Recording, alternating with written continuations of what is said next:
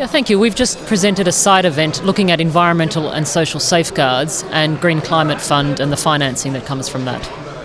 Okay, concretely, what kind of solution are you proposing? Well, the Green Climate Fund has a mandate to look at growing sustainability initiatives through the green financing, but part of that is also looking at the safeguards or the risk management of environmental and social issues as that money flows into projects. Concretely, as an expert, what do you think about the draft which has been released by the government? I think that it's a starting point, and I think from our perspective it's going to take not just governments but business and other actors to come together and to work out how to get the financing flowing into the projects we need for mitigation, for adaptation, for resilience, and to actually help the most vulnerable communities really be able to respond to the challenge of climate change. What would you advise to your clients?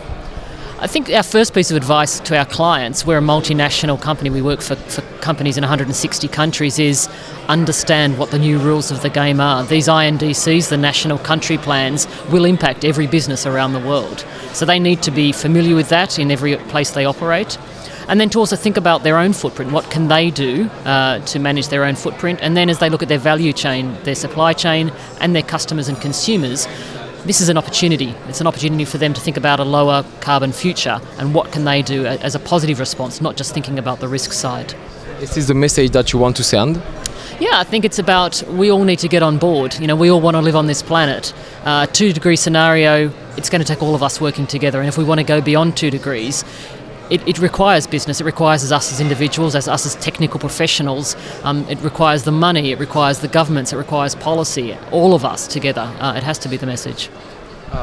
So would you say that your clients are more interested in green business or do they have a real ecological consciousness? We work for all sorts of businesses. Some that are, I guess, at the sort of heavy energy use, creation or use, through to, I guess, some of the emerging businesses that are looking at the lower carbon economy as a transition. So we've got a real spectrum there.